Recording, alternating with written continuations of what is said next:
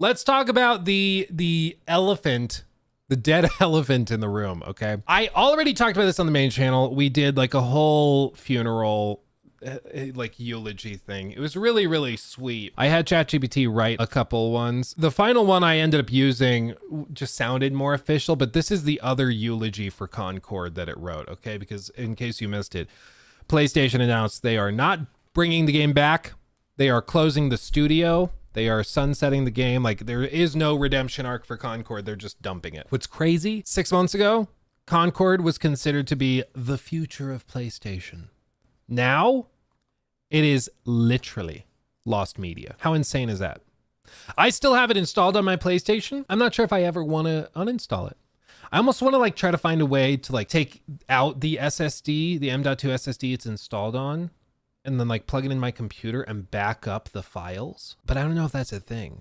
I don't know if you can do that, because it seems like they probably don't want you doing that, because that's like I get it. But it seems like that like I should protect the data somehow, because it's gone. Like, yeah, without servers, it doesn't work at all, but I still feel like it's unfortunate. Sell like those iPhones with Flappy Birds. Yeah, I mean, I did see an article on X going around that one of the, on the PlayStation Gear store, guess what merch was trending? The Concord stuff. Like all of the Concord hoodies and everything. Of course, they're not making more of them. They just have what they have. But once it's sold out, it's gone forever. So I think Concord stuff is probably going to be pretty collectible, frankly, which is kind of amazing. You'd have to reformat the drive, which would delete it. Would it so reformat it before the PC could read it? Or is there some way to mount it in the PC so that you could get the data off? I don't know. They use their own proprietary disk format, which makes sense. Like, I get it, but it's still, I just would hate for the game to just disappear. As bad as it was, it's still sad to see a piece of media just disappear into the ether. It's too bad. But let me read you the second eulogy, okay? That I had ChatGPT write for me. Friends, gamers, and backlog builders, we gather here today to say farewell to Concord, the game that came into this world with all the grace of a day one patch and left faster than an uninstalled mobile ad. In its brief time with us, 5 days to be exact, it aimed to connect us all. Was it 5 days? Was it really only 5 days? It aimed to connect us all. Instead, it taught us a valuable life lesson. Sometimes even hype needs a solid connection. Concord promised harmony, but in the end, its servers sang the sweet song of 404 errors. It gave us menus without meaning. It's very serious. It gave us menus without meaning, lobbies without players, and ambitions without updates. It's hard to say whether we'll miss it more for the gameplay we imagined it might have.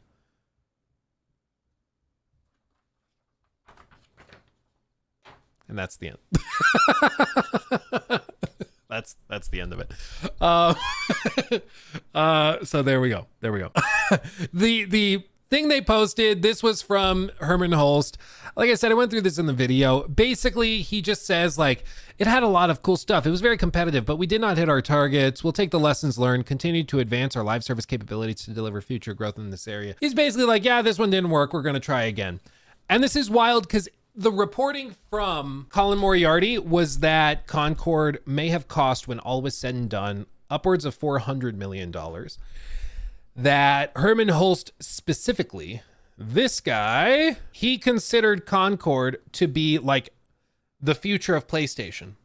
Internally, they called it Hermen's baby. He thought Concord was going to be their Star Wars. He thought this was going to kickstart a multi-billion-dollar franchise. He said that it had an innovative way of telling stories within live service games. You know what that innovation was? A 60-second cutscene that plays when you boot the game before you start playing. Real innovative. Stunning.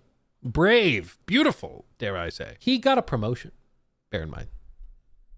In the light of all of this live service disaster, because it's not just been Concord, it has been many projects. Some we've never seen, others that we heard about and saw slivers of, like the Last of Us Online project that was canned.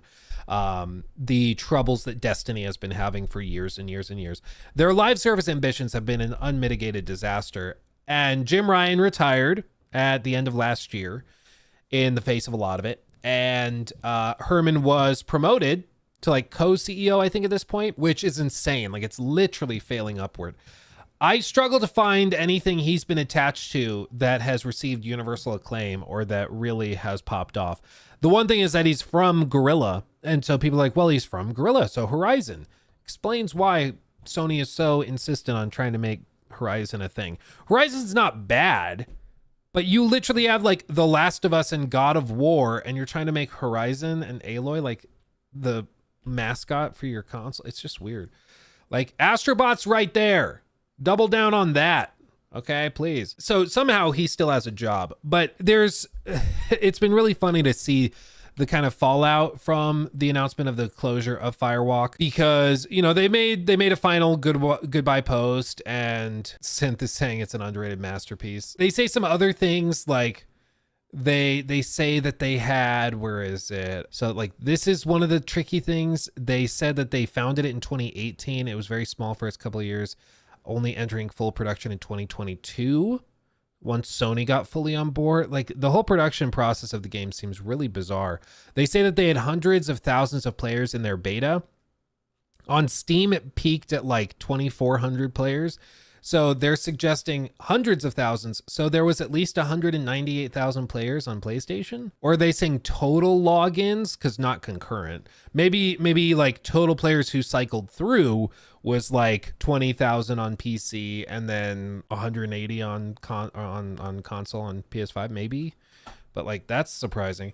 But like, they're gone, and this comes in the face of their CEO, or rather the game designer, game director. He stepped down, which, to his credit, I appreciate leaders that, like, when there's a disaster, they stand up, accept the consequences, take responsibility, move on. He poured a lot of heart and soul into the project. It didn't work. The game flopped cataclysmically, and so he stepped down. Good on him, you know, instead of just trying to pretend like nothing happened and move on and try to like reboot it or something. But like, it's been an unmitigated disaster. I posted a tweet kind of reflecting my sentiment on it, or X post, whatever. So, two PlayStation execs, this is Jim Ryan and Hermen Hulst, greenlight a 200 million, yes, that's how many zeros are in that, $200 million project that was doomed to fail, and when it does, one of them retires and the other one gets a promotion to a position where he then fires everyone who worked on it. Got it. And the language is a little sloppy, I'll give you that. When I say greenlight, I'm using it in the colloquial term. I'm not saying that they were literally there in the studio on day one when they greenlit the initial project. I'm saying, as I kind of outlined here, some people seem to be confused. Sony bought the studio for the net book value of the project, studio assets, talent, etc. They greenlit $200 million in spending, at least, for the work in progress version of Concord and studio, and spent even more after that. They greenlit the purchase, the further spending, the launch, the marketing, and the failure of Concord, even if they weren't at the table in 2016 when work allegedly began. This really is not that complicated to understand, but there's waves of people even within this. Like, I think there's people that are just like refusing to, the reading comprehension is crazy bad.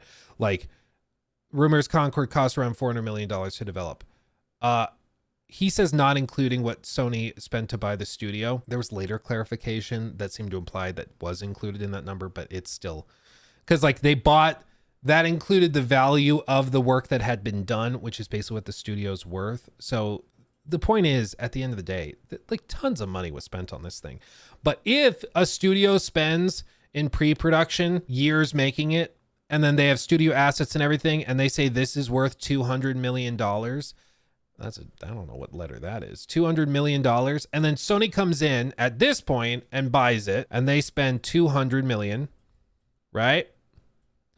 And then more time goes by, and they develop it further, and they spend another $200 million. Sony at this point is in the hole $400 million. Not that hard to understand. And by buying it at this point, you are effectively greenlighting all of this spending, because who paid for that extra $200 million? Sony did. So they greenlit the project, they greenlit it. Somehow they thought that this was worth $200 million. They thought it had that potential. Like, no matter how you twist it, Sony is responsible, and the people at the helm, The Jim Ryans and the Hermen Hulsts are the ones that are responsible for this disaster. Jim Ryan seemingly got out before the full debacle had completed.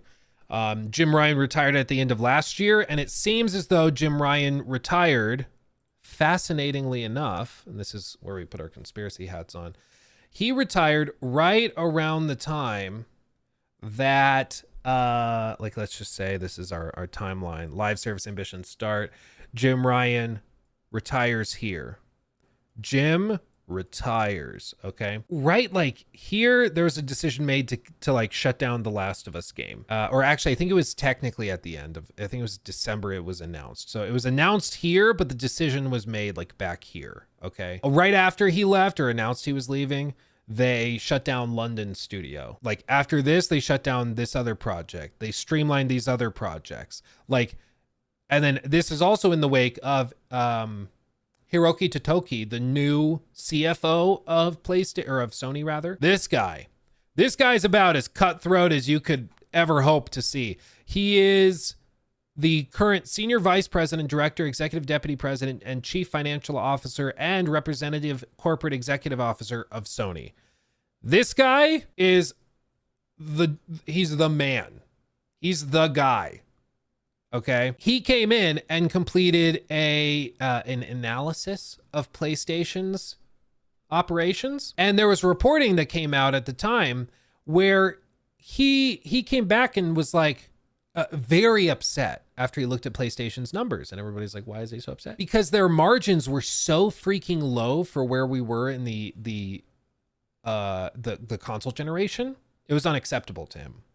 So just to make it clear, like the whole point is that your margins should be increasing as time goes by so you make more money. Okay. So if you have a certain amount of money coming in, like let's just say this is the amount of money that's coming in over the course of a console generation, initially your margins might be really, really tight, right? So if you're selling consoles at a loss, you have a negative margin, meaning if you are here, you're losing all this money that's in between these two, this gap. But that's pretty common at the start of a console generation, is that you're going to be losing money for the first month or so, but you're getting people in, you're going to sell them more games that you take 30% of, you're going to sell more consoles. As time goes by, consoles become more affordable to produce and mass produce, and then you're going to save money and you're going to increase the margin and make more money per dollar that's sold. By this point in the console generation, the margins were supposed to be at about 20%. Okay. So you're supposed to basically, for every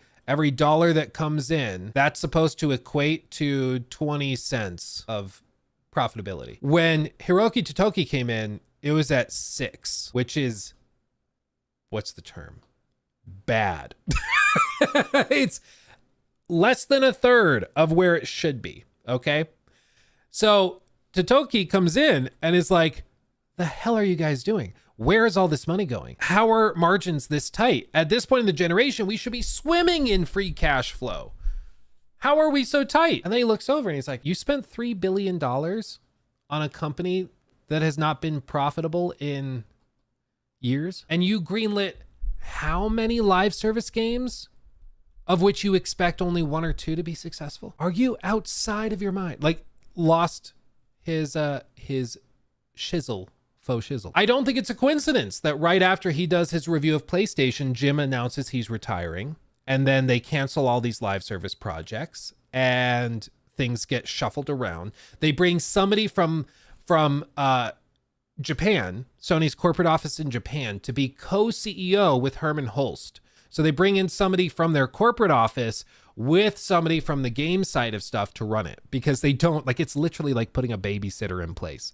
Like, they didn't trust Herman to run it by himself, so they put in one of the guys from the Japanese office to manage it with him to make sure that he stays on track. I think either Jim saw the writing on the wall and was like, when they find out how many of these projects are not really working out, they're probably not going to be happy, so I'm just going to retire. And I'll say that it's because I want to spend time with my family or whatever, but I'm just going to, like, bow out before it gets bad. Or he was welcome to retire. And there's been some reporting through some various, like, financial magazines and outlets that have alluded to this as a possibility.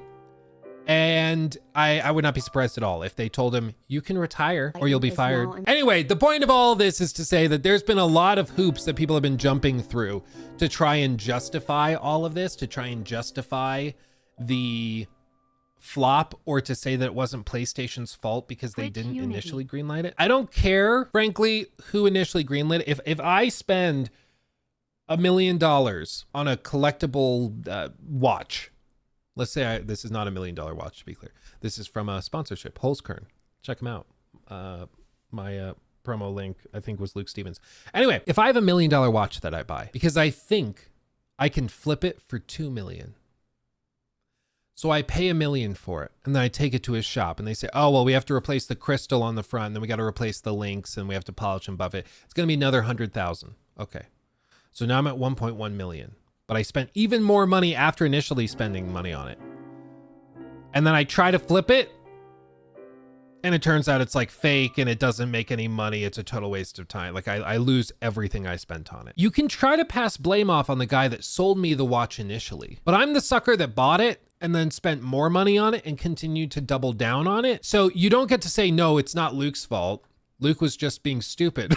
Like, no, it is still ultimately Luke's fault if Luke made that stupid mistake and doubled down on it repeatedly, when there were plethora warning signs to look at. I just think with so much of this, I don't understand why people are so dedicated to trying to find excuses for multi-billion-dollar companies. They're not your friend.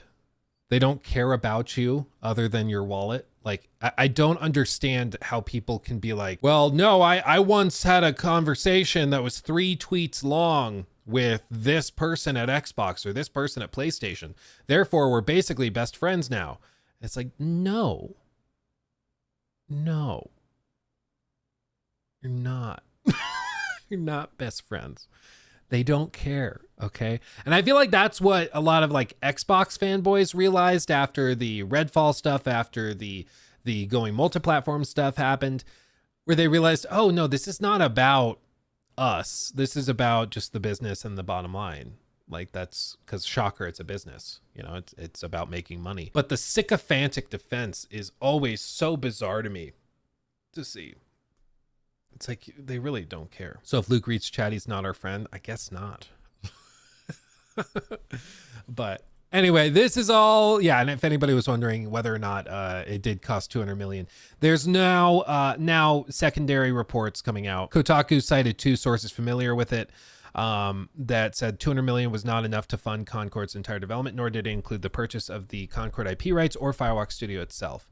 Jesus Christ. I don't know how you read this and then still defend Sony's decisions, because even the most hardcore PlayStation fans will agree this was never going to make Overwatch money. This was never going to make that money back. So therefore, it's a bad decision. It was a stupid decision, but they still did it. Anyway, I'll leave it there. Concord, we get to put it to rest. It's not coming back. It's dead and gone, my friends. It's dead and gone. He took my thing. Red flag.